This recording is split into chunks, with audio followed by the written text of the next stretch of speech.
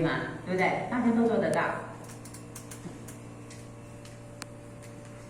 原汁原味读给孩子听，一点都不难啊，一点都不难。里面语汇很多，我刚才讲的这些语汇对孩子帮助都很大哦。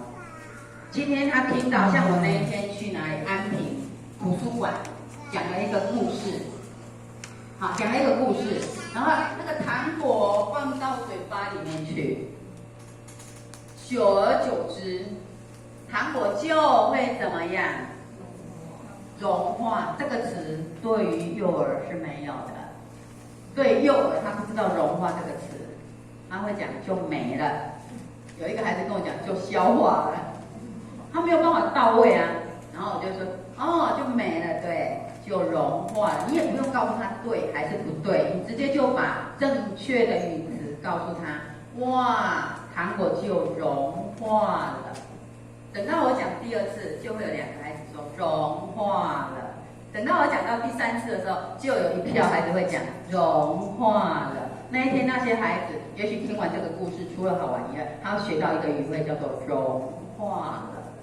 那事实上，在故事里面语汇很多的，他听一次故事能够输入多少语汇没关系，我们不用太功利主义，说我讲这次故事，我就是要让你认识几个语汇，不用。但是孩子听着听着，他会从里面的原汁原味认识很多的语汇。那第二种叫做叙述故事，非爱朗读就纯粹只有朗读。但是如果这本绘本你拿来，图好多，文字就是都2个字1行，很少啊。其实绘本很棒的，就是说它会用图来补文字的不足，所以有很多的讯息都在那个图像里面，这个才叫做绘本。好，我让各位接触绘本的机会多不多？其实现在很多经文也都已经变成绘本了。好，绘本好不好吸引孩子？能不能吸引孩子？那个图像太重要了。孩子对图像的解读会比我们大人还厉害，所以呢，我们可以加油添醋，透过自己的语言去叙述那个故事，因为里面文字作者就写那么一点点而已嘛。但是如果你只有读那些文字是不够的，这些图像里面的图要透过你的语言，要透过你的叙述去把它表达出来。它才会变成一个有趣的故事。好，所以第2个方法叫做叙述故事，加油添醋。那么随着孩子年纪越来越大哦，可能2年级、3年级、4年级，孩子在长大的时候，你就可以开始跟他互动讨论故事了。你觉得朱大哥这样做好不好？好，不好？为什么？你可以跟他品头论足，论里面的角色，论里面的情节，跟他讨论。你不要以为孩子不懂，孩子都有自己的想法。那如果是1对1跟着你们家的宝贝在谈，你更可以很专注的去跟他聊天的过程，透过这个品头论足，透过这个互动讨论，去了解哦，原来孩子是这样认为的。有些孩子的想法很有想象力。可是有时候有一些孩子的想法，有一点偏差哦，赶快导正回来，就是透过故事，然后引导出他的想法。这想法很好，赞赏他会继续这样做。这个想法不 OK， 我们要透过这个互动过程里面跟他讨论，然后去引导他导正过来。所以在这个过程里面，我本来想要讲这个故事给大家听，可是这边今天没有小孩子。我们就让过去不要讲好了，因为时间也快到了哈。这故事都很好玩，小朋友都很爱听。你有没有发现这2个故事主角都是谁？都是动物啊。这是一只狸猫，这是狸猫跟小兔子。好，我随便举这个例子好了。我只有封面就可以跟孩子品头论足了，讨论了，互动了。各位，你发现主角是谁？隔壁的狸猫，跟我念一次。隔壁的狸猫。那你们猜猜看哦，这个故事的主角应该会讲谁？坏人哦。为什么？为什么？为什么你觉得主角是狸猫？因为他是狸猫，它比较大。没有关系啊，对跟不对，我们就让孩子说，这就是一个互动，不用急着对跟错。其实，在说故事的过程里面，没有对跟错，没有对跟错，这句话很重要，没有对跟错啊。然后呢，哎呦，你觉得狸猫跟小白兔怎么了？感情不好，你怎么知道他们感情不好？眼神怎么样？哦，互相在瞪对方，看不起对方的样子，看不惯对方的样子。小朋友会观察完之后，他会用他的语言说出来。有时候孩子会有感觉，但是他用不到正确的语词，他不知道用哪一个语词来表达他的想法，你就可以帮他补。好，他的眼神，好，还有呢，你从哪里看出他们不好？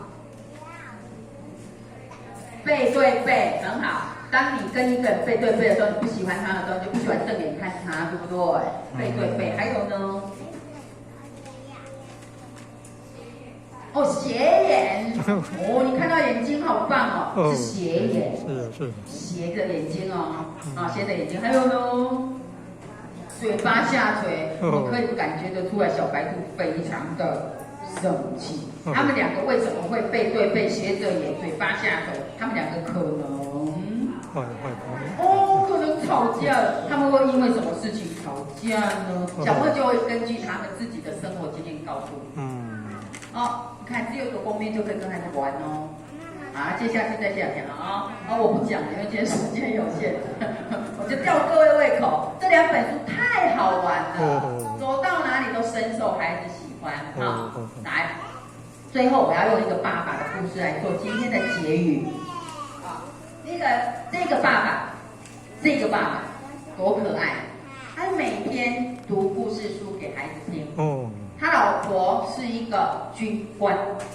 军官呐，各位知道军官在哪里？去部队军中。在军中啊，所以他一到五不在家里啊，教养孩子这件事情，责任就在爸爸身上。结婚的时候就知道了，所以这位爸爸知道他肩负着教养孩子的责任。他有做到一点亲子共读，家庭阅读，这一点他做得非常好。他每天都读一本故事书给孩子听。孩子在成长的历程里面，天天说故事，天天说故事。他们家两个孩子的口条啊，表达超棒的。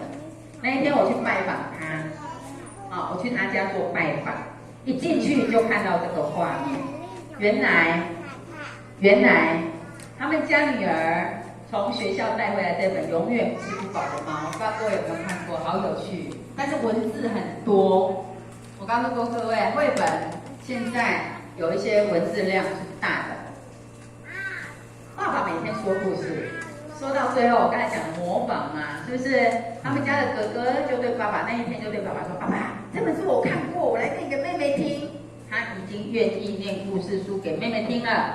他已经国小4年级了，所以他的识字量是够的。所以小三，咱们说比较小三。可是小朋友的小三很重要哦。国小3年级是学习的分水岭。小3之前，孩子在增加累积他的识字量。所以幼儿园啊，小1、小2、小3，尽可能的去增加孩子的语汇，让孩子的识字量累积丰富。4年级之后，就小3那个分水岭过了之后，小朋友就透过阅读，他拥有识字量，他能够独立阅读，他就可以去学很多东西了。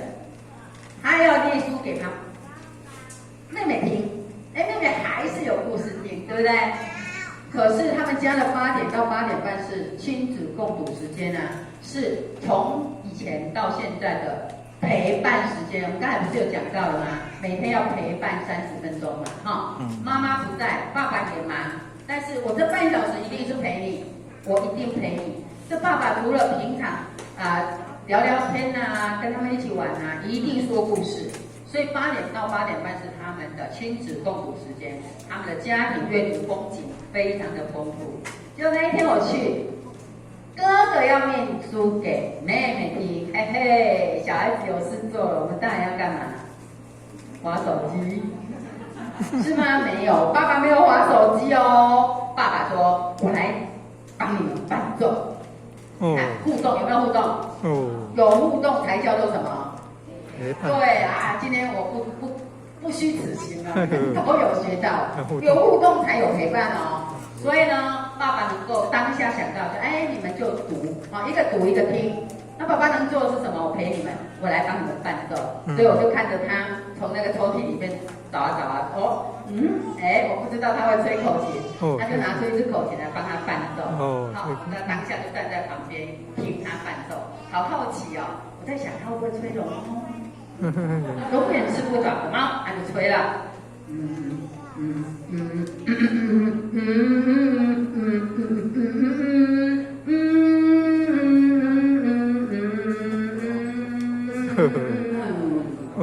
他吹什么？有没有听出来？有听出来啊？我只是做一个演示，他就吹马克风，吹的哩哩啦啦，吹的。对，吹的哩哩啦啦，比我刚才还哩哩啦啦。我就笑他，我像各位一样笑他。然后那个儿子啊，抬起头来看我，阿姨，爸爸吹什么没关系，爸爸吹的好不好无所谓，爸爸在就好了。爸爸在就好了。那当下好感动，我都起鸡皮疙瘩，我还笑人家，你们也有笑，就笑他。可是爸爸演绎的就是一个陪伴，就是一个亲子共读，就是一个家庭阅读。你们在做家庭阅读的时候，爸爸在，是不是？好，所以这些过程，这个我刚才跟各位讲过了，有没有记住？我们一起提醒自己哦。333才能建立亲密关系。OK， 所以呢，从今天开始，从我们家庭做起，去影响我们的道亲，去影响我们的好朋友。关掉电视，拿开手机，打一张大桌子，打开一本书，陪孩子读经文，陪孩子读一张图，读一本书，玩书、念书、聊书都好。这个就是亲子共读、家庭阅读的风景。OK， 我今天就跟各位说到这里了，谢谢大家。